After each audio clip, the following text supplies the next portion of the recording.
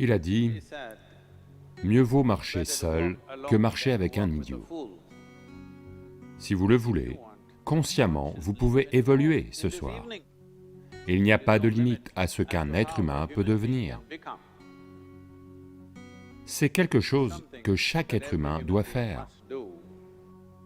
Après ça, se rejoindre sera immensément gratifiant.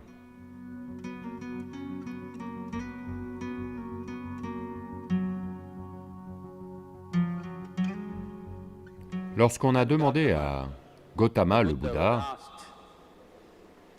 vaut-il mieux marcher seul ou accompagné? Il a répondu, mieux vaut marcher seul que marcher avec un idiot. Eh bien, c'est lui, pas moi. Il était assez sûr que seul un idiot marcherait avec vous.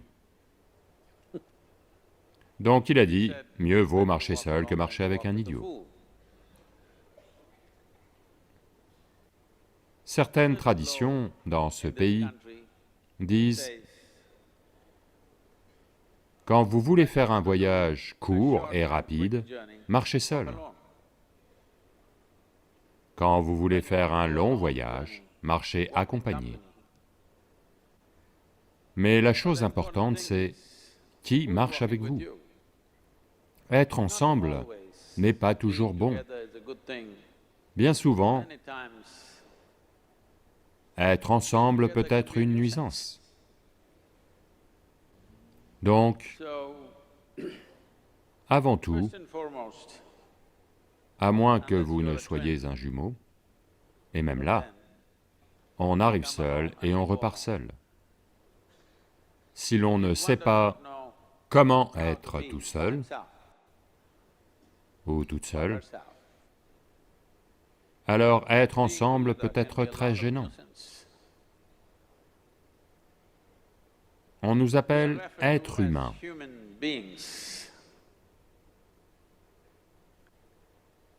Être humain veut dire que chaque créature est ce qu'elle est simplement du fait de ce qu'elle fait. Mais un être humain peut simplement être, ce qui est une qualité unique de l'être humain, que l'on peut simplement être, que nous ne sommes pas une action compulsive, c'est ce que ça veut dire. Notre action est consciente et judicieuse. Mais en général, quand les gens se rassemblent, généralement, les gens sont dans des actions compulsives. Ça peut être une association où il peut y avoir une action déterminée, ou ça peut être un gang où il peut y avoir une action plus déterminée, ou ça peut être une foule qui peut être une action compulsive. Donc essentiellement, être humain veut dire que nous avons atteint ce degré d'évolution en nous-mêmes, où, si l'on souhaite, on peut simplement être assis ici, juste être. On peut envisager quelle action effectuer et quelle action ne pas effectuer. Ce qui est définitivement individuel. Quand des individus s'assemblent, on parle de « nous » au pluriel. Mais ce sont tout de même des individus qui doivent s'assembler. Être un individu veut dire qu'on ne peut pas vous diviser davantage. Ça veut dire que vous n'êtes qu'un. Les gens trouvent différentes façons de se diviser en eux-mêmes. En Inde, avec une histoire culturelle de 18 000 ans, nous avons inventé divers mots pour nous diviser. C'est très fréquent que les gens parlent en termes d'Atma, Paramatma, Ahankara, ceci et cela. Mais chaque culture a cela à sa façon. Quand les choses vont bien, quand de bonnes choses sont faites, si vous demandez aux gens, ils disent « oui, c'est moi qui l'ai fait ». Quand les choses ne tournent pas bien, quand les choses tournent mal, alors ils vont essayer de trouver quelqu'un. S'ils ne trouvent personne, il est toujours là.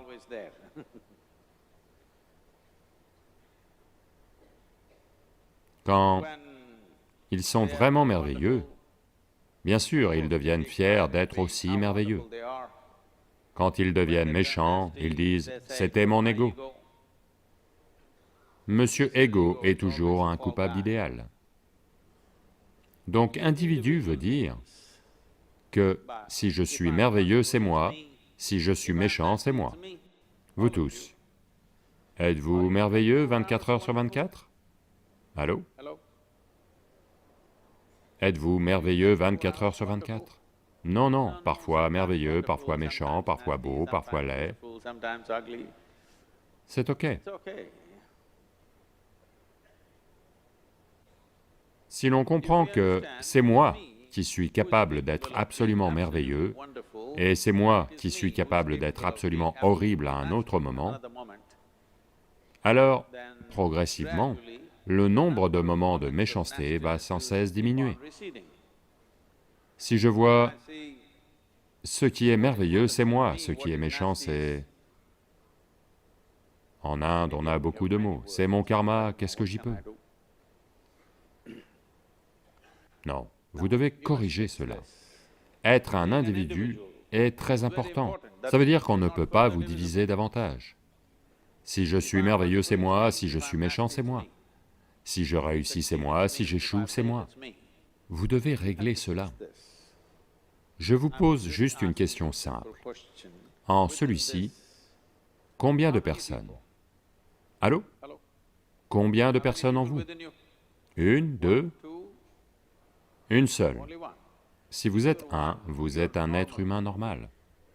Si vous êtes plus d'un, vous êtes soit schizophrène, soit possédé. Vous avez besoin soit d'un psychiatre, soit d'un exorciste. Mais vous verrez, chaque fois que les choses ne tournent pas bien, un autre gars va surgir de quelque part. Donc, devenir un individu veut dire que vous avez tué toutes ces apparitions et juste dit, c'est moi. Ce qui est moi a beaucoup de dimensions. Si je ne vois pas que ceci est un individu, je ne peux pas le diviser davantage, alors il n'y aura pas de transformation. S'il n'y a pas de transformation, si les gens s'assemblent dans cet état, il y aura plus de pagaille que de solutions. Toutes les créatures restent ensemble, que ce soit diverses créatures sauvages, la plupart restent ensemble. Même les singes, qui ne sont qu'un cran derrière nous, eux aussi sont en groupe. Il n'y a que l'être humain qui peut s'asseoir seul et se transformer lui-même ou elle-même, parce que ceci est la prérogative d'être humain, que l'on peut simplement être. C'est pour ça qu'on vous appelle être humain, vous êtes capable d'être, vous n'êtes pas dans un état compulsif d'activité. Si vous voulez, consciemment, vous pouvez évoluer. Ce soir, vous pouvez évoluer, si vous en avez la volonté.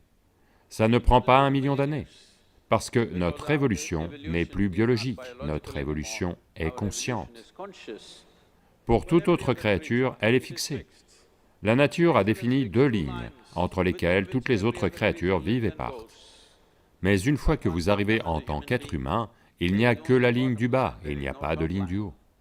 Il n'y a pas de limite à ce qu'un être humain peut devenir. Donc avant de nous associer avec des gens,